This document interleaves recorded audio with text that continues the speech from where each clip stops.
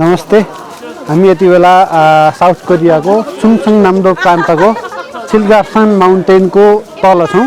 यो छिल्गाप्सान माउन्टेनको तल यो पृष्ठभूमिमा पनि देखिएको यो दृश्य चाहिँ यहाँको यो माउन्टेनको तल रहेको आल्प्स भिलेजको हो। यो आल्प्स भिलेजको विशेषता भनेको नै यहाँ चाहिँ आइसबाट बनेको विभिन्न खालको स्ट्रक्चरहरू जो मनमोहक किसिमको छ त्यो चाहिँ यहाँ देख्न सकिन्छ। र त्यो मात्रै नभएर आइसमा चाहिँ खेल्न सक्ने विभिन्न गेमहरू पनि यहाँ रहेको छ।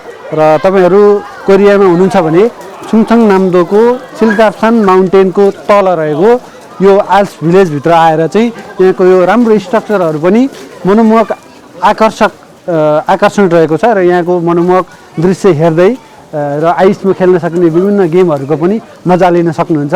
हामी पनि बिहानै उठेर यहाँ चाहिँ यो आल्प्स भिलेजको लागि चाहिँ प्रस्थान गरेको थियौँ। र हामी बिहानै यहाँ आउँदाखेरि पनि बिहानैदेखि पनि यहाँ चाहिँ विभिन्न ठाउँबाट आउनुभएका स्वदेशी तथा विदेशी पर्यटकहरूले गर्दाखेरि चाहिँ यहाँ बिहानैदेखि भिडभाड रहेको थियो। र हामी यहाँभित्र छिरेपछि पहिला यो हेऱ्यौँ। त्यो हेरेपछि यहाँभित्रको अवस्था पनि के छ भनेर तपाईँहरूलाई पनि देखाउन जाँदैछौँ।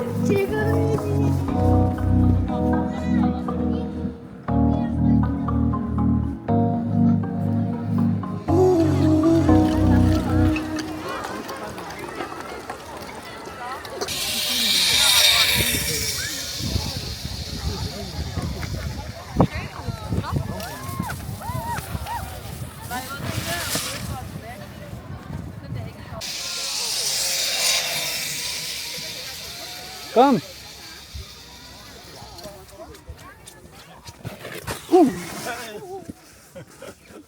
Nice. 식당에 가야 돼.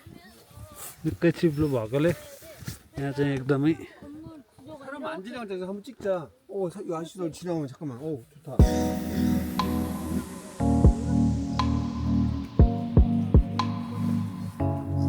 사진은요. 수직 수평을 맞추는 게 잘 찍었다.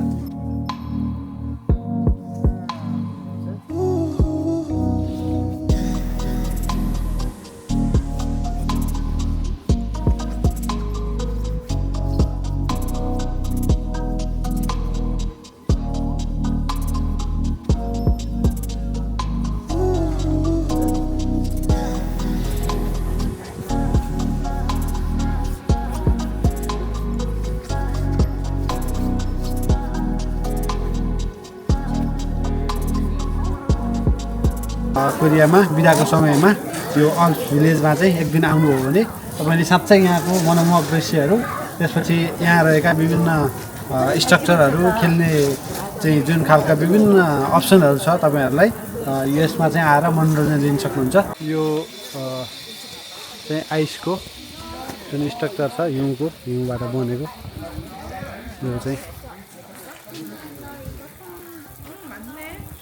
हामी बिहानै आएको थियौँ। बिहानै आउँदाखेरि पनि यहाँ चाहिँ फोटो खिच्ने भिडियो खिच्ने घुम्नेहरूको चाहिँ एकदमै बाक्लो उपस्थिति रहेको थियो।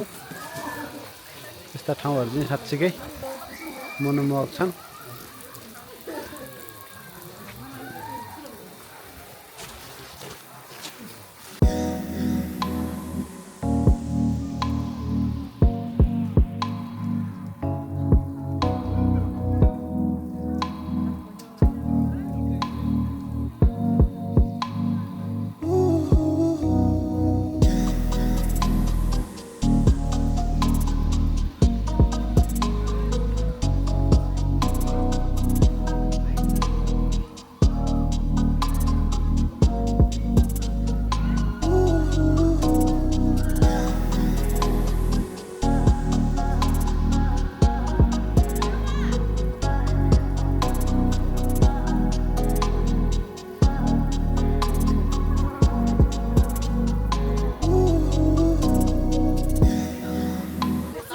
यो आइस केभ हो। यो भित्रको आइस केभ भित्र चाहिँ यहाँ सबैजना घुम्न आउनुभएको छ।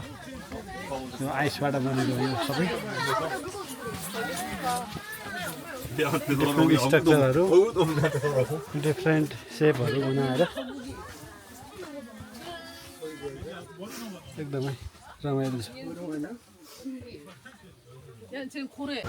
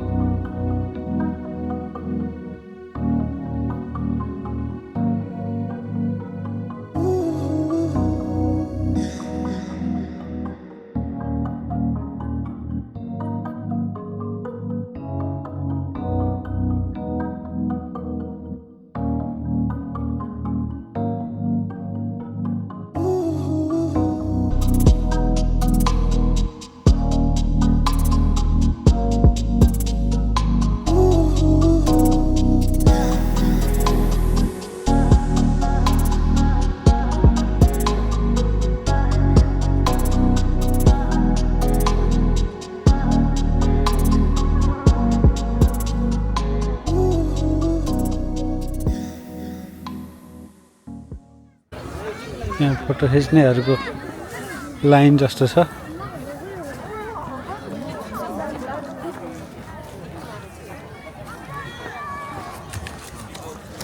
फोटो खिच्नलाई यति ठुलो लाइन छ यहाँ।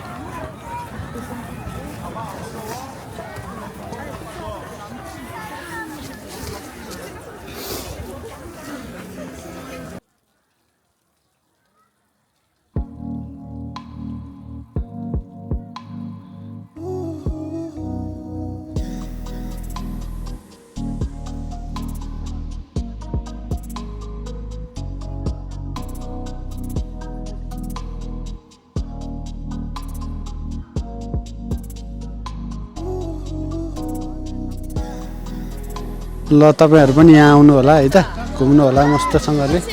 यो ठाउँ हाम्रो लागि एकदमै राम्रो रह्यो, मस्तसँगले घुम्यो हामी पनि। र यहाँ घुम्न आउने पर्यटकहरू एकदमै धेरै मात्रामा हुनुहुन्छ है। एकदमै लाइन ला एक ठाउँमा चाहिँ दुईजनाले मात्रै फोटो खिच्न थाल्नुभयो भने त्यहाँ लाइन लाएर फोटो खिच्ने मान्छे चाहिँ कम्तीमा पनि 100जना चाहिँ एकैचोटि त्यहाँ जम्मा हुन्छ। त्यस कारणले तपाईँहरू पनि अलि चाँडै आउनु होला, चाँडै आएर यहाँको मजा लिनु होला।